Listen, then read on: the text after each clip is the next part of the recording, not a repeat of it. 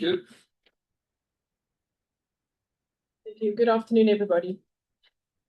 So to set the scene, we've heard it a number of times today how generative AI is changing everything in the world, and not only in education, specifically relating to the topic that I'm going to talk about.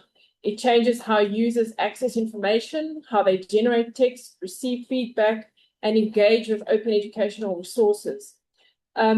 This brings about opportunities as well as challenges. The opportunities are personalized learning, feedback, resource adaptation, specifically speaking about OERs, but it also raises concerns about accuracy, bias, academic integrity, and overdependence or over-reliance on AI. And these matters are important to open education because open education goes about access, sharing, adaptation, and co-creation. So Gen AI supports open education by assisting with things like revision, remixing, localization, and adaptation of OER, which is done much quicker with AI than done traditionally. Self-directed learning is also central to this whole discussion, specifically as defined by Knowles, and I know it was in 1975 that he defined self-directed learning, which is 51 years ago, but it still remains relevant. In generative AI-rich and open learning environments, SDL still requires of learners to identify their learning needs, the whole process of self-directed learning, select appropriate tools, evaluate information, monitor progress, and also make informed decisions to evaluate how you're progressing or not. And particularly in the context of generative AI, there's an even greater need for learners to critically evaluate information, as is important in self-directed learning. So Gen AI can support SDL through feedback, explanations, learning pathways, and resource recommendations. But there's also the negative side, and that is it can weaken SDL through that overdependence or over-reliance, reduce critical thinking, and also that independent decision-making can be influenced by Gen AI. So the research question that I addressed through the systematic review was, what evidence exists on the relationship between generative AI, self-directed learning, and open education? And I followed an interpretivist, or I based it on an interpretivist paradigm. I did a qualitative systematic literature review, which follows a specific process in which I located, assess, and integrate into existing studies. And the phases that I went through, like with any systematic literature review, was pose a research question, decide on inclusion and exclusion criteria, search for information, screen that information, select texts, and then extract data and code that data, synthesize the findings, and then be able to write the report. The databases that I consulted were Scopus, ScienceDirect, and Web of Science, and I used specific keywords and variations of those keywords relating to the main topics, which were self-directed learning, open education, and generative AI. And I followed the principles of the PRISMA framework. Apologies, that slide is probably quite small, but just to show you, I started off with an initial search of 425 documents. And after removing duplicate texts, which appeared on different databases, after screening abstracts, and after reading the full text, I ended up with only 11 sources that were relevant, that had enough information about the three main concepts that I was dealing with. Just to point out the inclusion criteria, though I searched specifically for peer-reviewed book chapters and research articles, the publication date was from 2022 to 2026, obviously because Gen AI really started being established around 2022.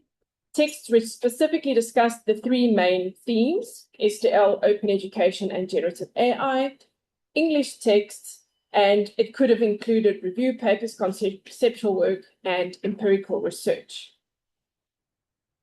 So in terms of the findings, I classified the sources that I found according to the profile of each document. So I had a look at the research design, I looked at the data sources, and I also looked at the educational context that was being represented in the sources.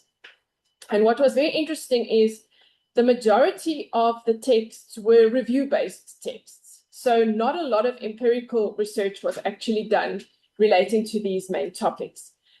Some of the review-based texts I've mentioned there, Omidfart and Novis Bonilla. Also, some conceptual and theory synthesis was done.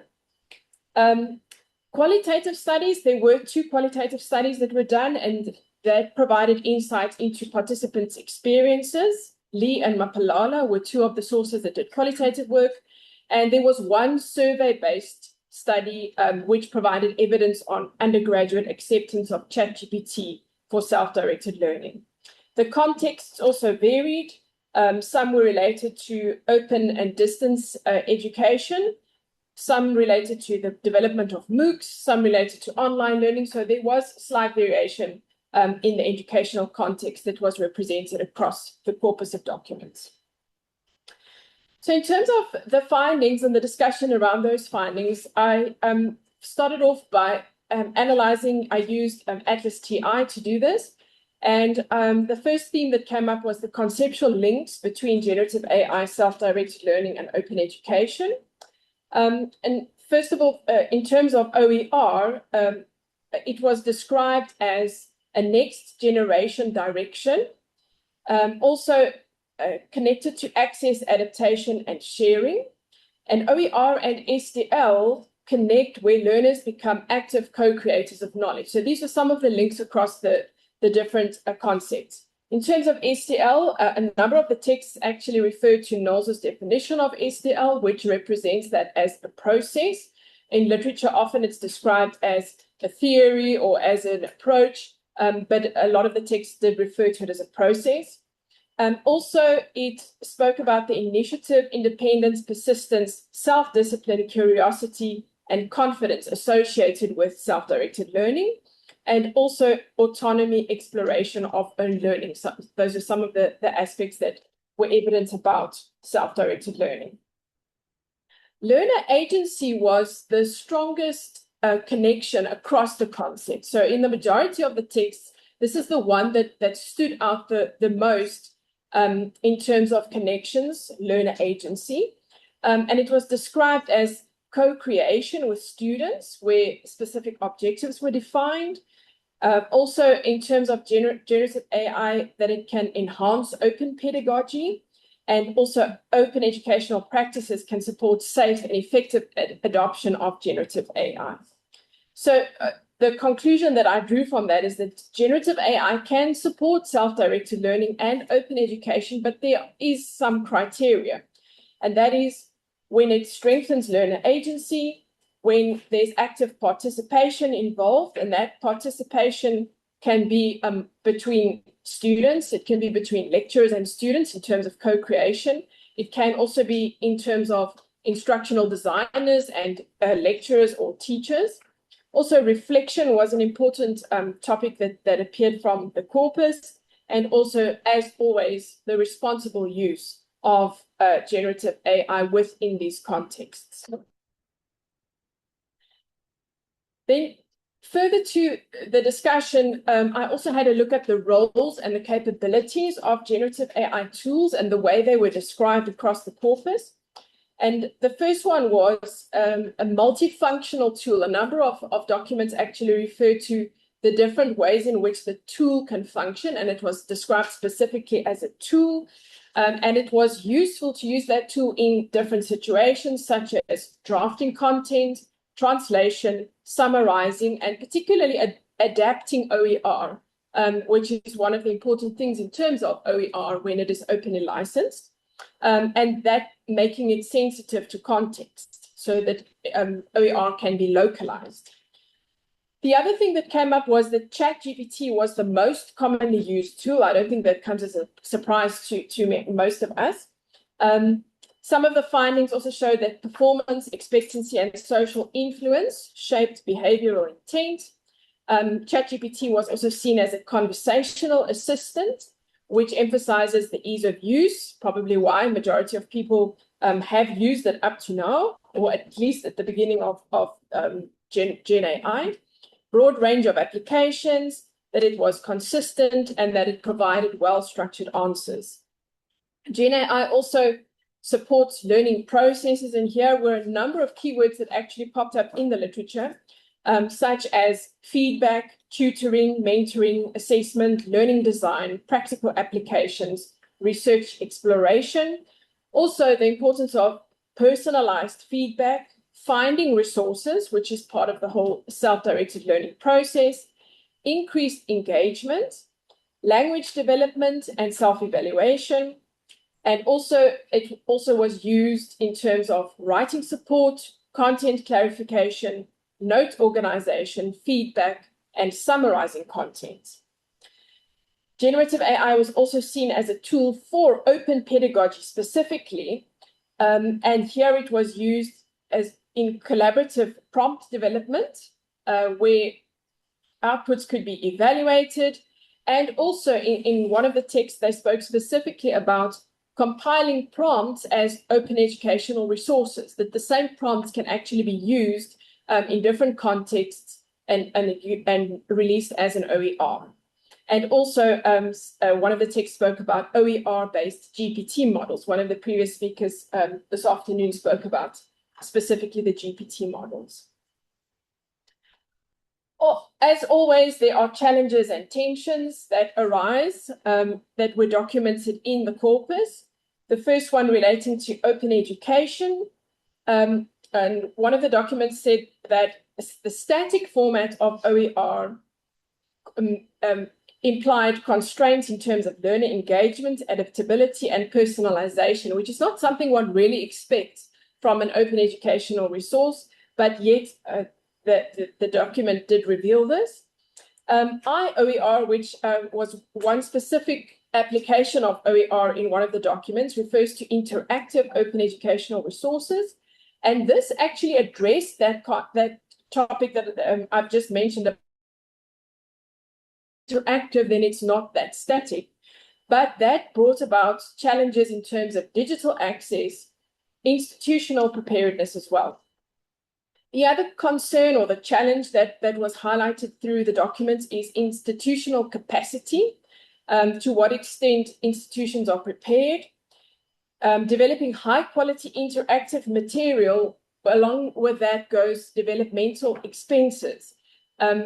So it requires expertise. If you really want to develop high quality interactive material, it means employing instructional designers. It might involve programming. So not only is it a time consuming process, but also it can become an expensive process. The other challenge that arose was facilitator related challenges.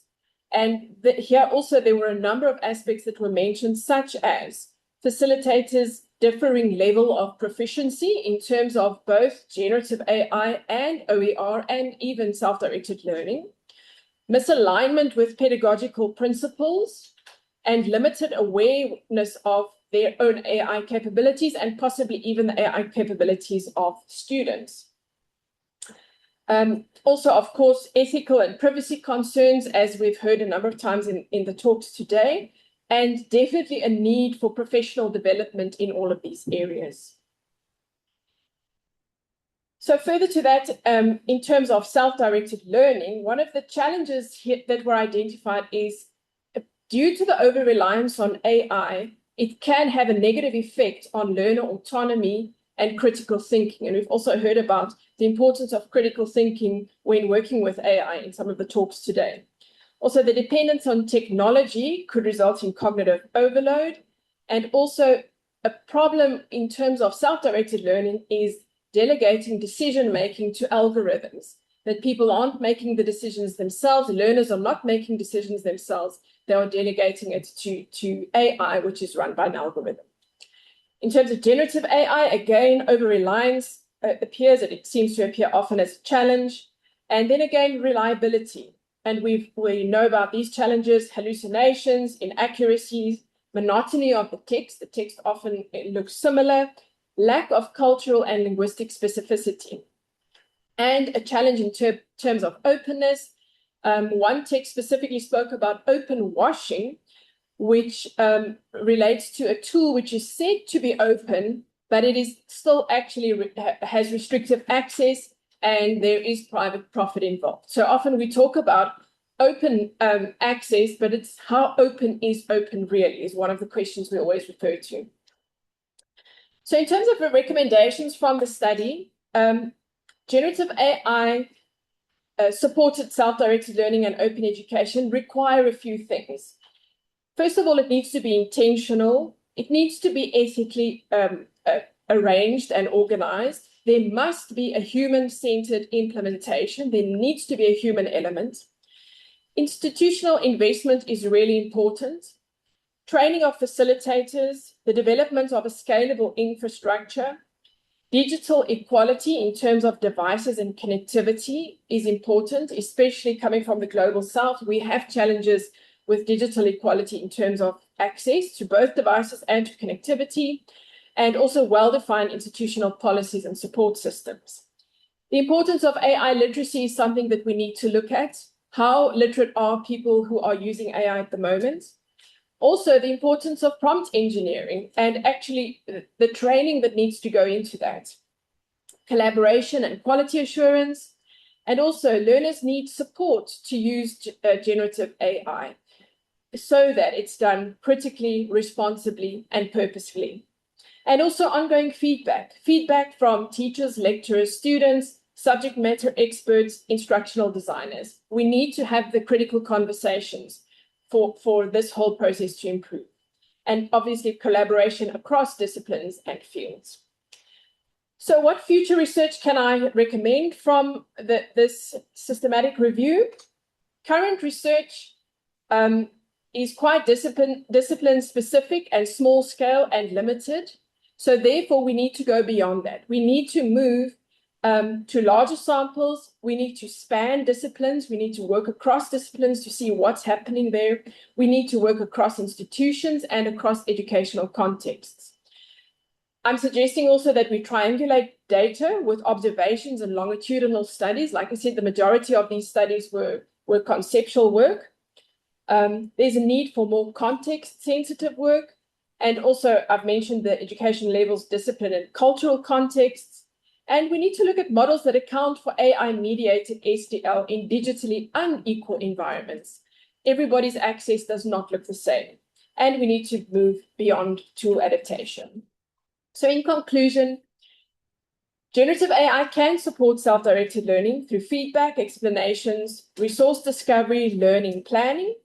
It can support open education through revision, remixing, localization, and adaptation of OER, but some issues still lurk. Over-reliance, inaccurate outputs, hallucinations, bias, academic integrity, weak contextualization, licensing issues, attribution, and quality assurance. Gen AI can contribute to self-directed learning in open education when it's used ethically, critically, and in pedagogically sound ways.